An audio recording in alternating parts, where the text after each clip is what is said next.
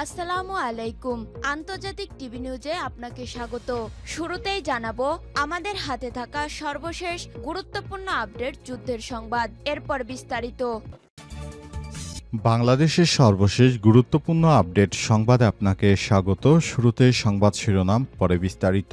প্রথমেই জানাবো আমাদের হাতে থাকা সর্বশেষ গুরুত্বপূর্ণ সবথেকে তাজা আপডেট সংবাদ। বিমান মাইলস্টোনে নয় বরং সচিবালয়ে পড়া উচিত ছিল বললেন হাসনাত আব্দুল্লাহ।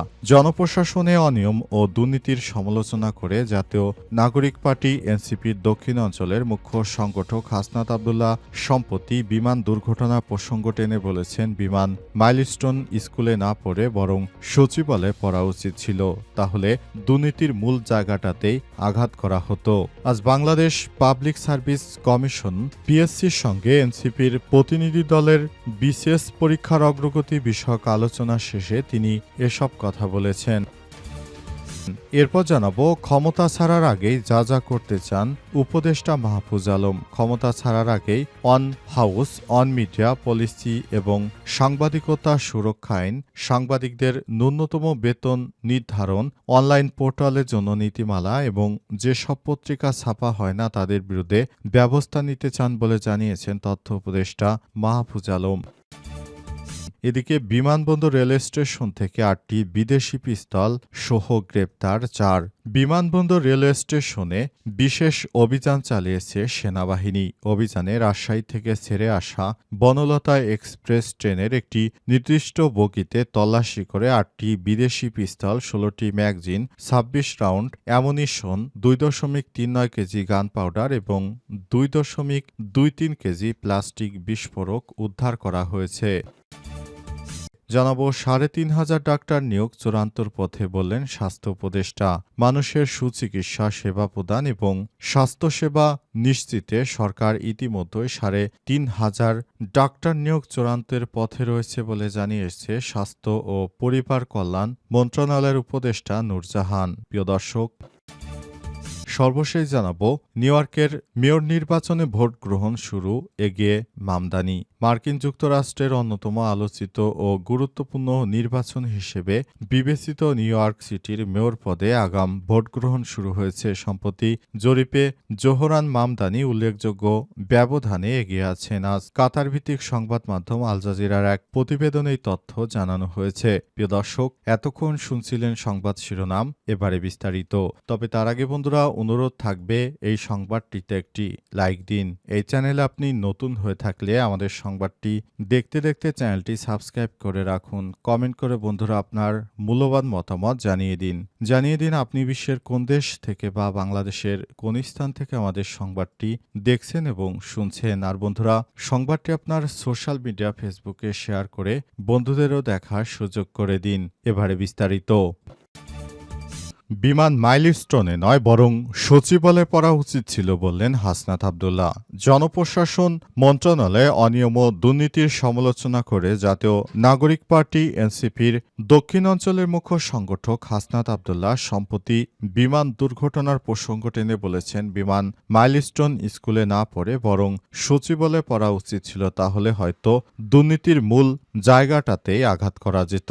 দুপুরে বাংলাদেশ পাবলিক সার্ভিস কমিশন বা পিএসসির সঙ্গে এনসিপির প্রতিনিধি দলের বিসিএস পরীক্ষার অগ্রগতি বিষয়ক আলোচনা শেষে এই অভিযোগ করেছেন তিনি। হাসনাত আব্দুল্লাহ বলেছেন, জুলাই গণ অভ্যুত্থান শুরু হয়েছিল বিসিএসে বৈষম্য রোধের জন্য, কিন্তু এখনও পিএসসির মধ্যে সমন্বয়হীনতা রয়েছে। তিনি আরও অভিযোগ করেছেন, সচিবালয় এখন সবথেকে বড় স্বৈরাচার ও গুন্ডামির আস্তানা হয়ে উঠেছে, যেখানে আমাদের সাধারণ মানুষ হিসেবে গণ্য করা হয় না। জনপ্রশাসন মন্ত্রণালয়ের অনিয়ম ও দৌরাত্ম্য বন্ধ না হলে সরকারি চাকরি প্রার্থীরা লাল ফিতার জটিলতা ও প্রভাবের শৃঙ্খল থেকে কখনোই মুক্তি পাবে না।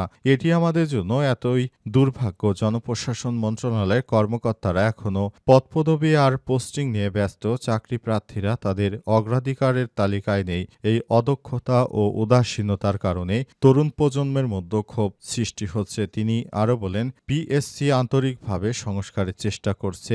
বিসিএস এর ১ বছরের মধ্যে শেষ করার সুপারিশও করা হয়েছে। তবে চাকরিবিধি সংশোধন এখতিয়ার জনপ্রশাসন মন্ত্রণালয়ের হাতে। তারা যদি এই অনিয়ম বন্ধ করতে না পারে তাহলে লালফিতার দৌরাত্ম্য কমবে না এদেশে, তাহলে আর সংস্কার কোনো লাভ হচ্ছে না।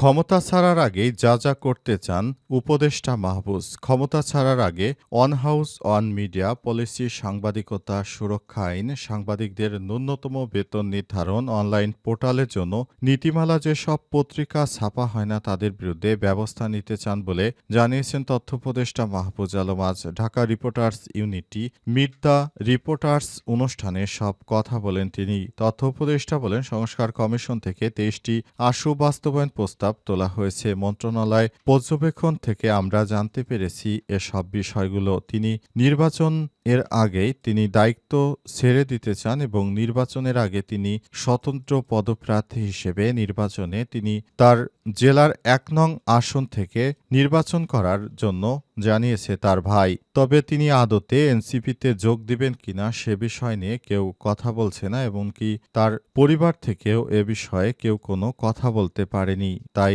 সবাই খুবই হতাশ হয়েছে, কারণ তাকে যেভাবে তার ফ্যামিলি থেকে তাকে যেভাবে বলা হয়েছে সেই বিষয়গুলো খুবই খারাপ লাগে। কারণ ছাত্র জনতার অভ্যুত্থানের পর তাকে অন্তর্বর্তীকালীন সরকারের প্রধান উপদেষ্টা মাস্টার মাইন্ড হিসেবে পরিচয় করে দিয়েছিল, কিন্তু আন্দোলনের সময় কখনো এই উপদেষ্টা মাহফুজ আলমকে কখনো সামনের সারিতে দেখা যায়নি। তাহলে তিনি কোথায় সমন্বয়ক ছিলেন বা কি করেছেন এসব বিষয় জানা যায়নি। হঠাৎ করে তিনি একটি পদে এসে বসে পড়েন। অবস্থায় উপদেষ্টা মাঝে মাঝে বিভিন্ন বিতর্কিত কথাবার্তাও বলেছেন। তার নামে অনেক বিদেশি ইউটিউবাররা দুর্নীতিরও অভিযোগ করেছে। তিনি বিদেশে অসংখ্য অর্থ পাচার করেছেন, এসব কথাও শোনা গেছে। তবে শেষ পর্যন্ত আদতে তিনি কি করবেন, আদতে তিনি নির্বাচনে দাঁড়াবেন কিনা, বিদেশে সেফ এক্সিট নেবেন সে বিষয়টি আসলে এখনও তিনি স্পষ্ট করে বলেননি। বিমানবন্দর স্টেশন থেকে ৮টি বিদেশি পিস্তল সহ ৪ জনকে আটক করা হয়েছে। আজ রাজধানীর বিমানবন্দর রেলওয়ে স্টেশন এলাকায় সেনাবাহিনী পুলিশের সদস্যরা অভিযান চালায়। গোপন সংবাদের ভিত্তিতে রাজশাহী থেকে ঢাকাগামী একটি ট্রেনে অভিযান চালিয়ে এসব বিদেশি ৮টি পিস্তল উদ্ধার করা হয়েছে। ঢাকার বিমানবন্দর রেলওয়ে স্টেশনে ৮টি বিদেশি পিস্তল বিস্ফোরক জব্দ করেছে সেনাবাহিনী। এই ঘটনায় সাথে সাথে ৪ জনকে আটক করা হয়েছে। আজ সুনির্দিষ্ট তথ্যের ভিত্তিতে বাংলাদেশ সেনাবাহিনীর নেতৃত্বে গোয়েন্দা সংস্থা রেলওয়ে পুলিশের সহায়তায় রাজধানীর বিমানবন্দর রেলওয়ে স্টেশনের একটি বিশেষ অভিযান পরিচালনা করে সেই অভিযানে মূলত তাদেরকে আটক করা হয়েছে। এছাড়াও তাদের কাছ থেকে আরও বেশ কিছু সরঞ্জাম পাওয়া গেছে। সেই সরঞ্জামগুলো তারা নাশকতার কাজে ব্যবহার করার জন্য নিয়ে এসেছিল বলে জানা গেছে। তাই তাদেরকে ইতিমধ্যেই আটক করা হয়েছে। অভিযানে রাজশাহী থেকে ছেড়ে আসা বনলতা এক্সপ্রেস ট্রেনের একটি নির্দিষ্ট বগি তল্লাশি করে ৮টি বিদেশি পিস্তল, ১৬টি ম্যাগাজিন, ২৬ রাউন্ড অ্যামুনিশন, ২.৩৯ কেজি গান পাউডার এবং ২.23 কেজি প্লাস্টিক বিস্ফোরক উদ্ধার করা হয়েছে। এই ঘটনার সঙ্গে জড়িত থাকা ৪ ব্যক্তিকে প্রাথমিক জিজ্ঞাসাবাদ করার জন্য পুলিশের কাছে হস্তান্তর করা হয়েছে।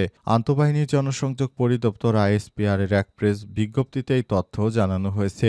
আইএসপিআর জানায়, সেনাবাহিনীর জননিরাপত্তা, আইনশৃঙ্খলা ও জাতীয় নিরাপত্তা রক্ষায় সর্বদা অঙ্গীকারাবদ্ধ। সন্ত্রাস, নাশকতা, অপরাধ দমন ও এই ধরনের সমন্বিত অভিযান ভবিষ্যতেও অব্যাহত থাকবে। যারা দেশের মধ্যে বিশৃঙ্খল পরিস্থিতি তৈরি করতে চায় তাদেরকেই ধরে জেলখানায় পাঠাতে হবে, তা না হলে দেশের মধ্যে পরিবেশ কখনোই ঠিক হবে না। এ ব্যাপারে ইতিমধ্যেই কাজ শুরু করেছে আমাদের প্রশাসনের কর্মকর্তারা।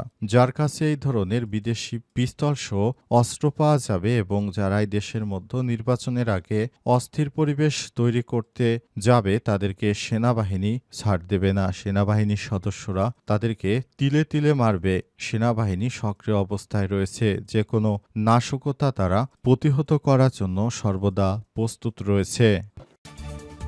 ৩,৫০০ ডাক্তার নিয়োগে চূড়ান্ত পথে স্বাস্থ্য উপদেষ্টা।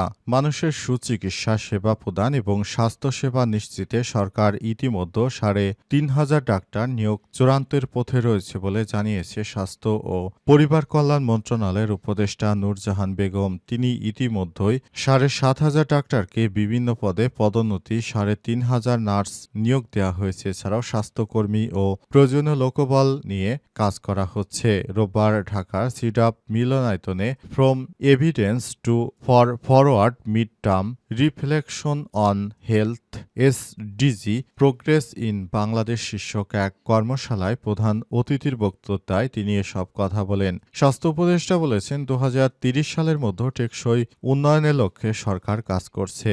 স্বাস্থ্য খাতে মানুষকে সর্বোচ্চ সেবা দেওয়ার জন্য সরকার ইতিমধ্যেই কাজ শুরু করেছে এবং সরকার সে অনুযায়ী কাজ করতে চায়। অন্তর্বর্তীকালীন সরকারের প্রধান উপদেষ্টা সাধারণ মানুষকে সেবা পৌঁছে দেওয়ার জন্য তিনি সর্বদা বদ্ধপরিকর। তিনি জনতাকে স্বাস্থ্যসেবা সর্বোচ্চ দিয়ে সুরক্ষা দিতে চান। এজন্য এই নিয়োগটা খুবই জরুরি। এজন্য স্বাস্থ্য অধিদপ্তরকে তিনি জানিয়েছেন এই নিয়োগটা হবে সবথেকে স্বচ্ছভাবে। এখানে কোনো দুর্নীতি হবে না, কোনো অর্থ লেনদেন, অর্থ কেলেঙ্কারি যেন না ঘটে, সেজন্য সরকার বদ্ধপরিকর। সরকার সেভাবেই কাজ শুরু করেছে।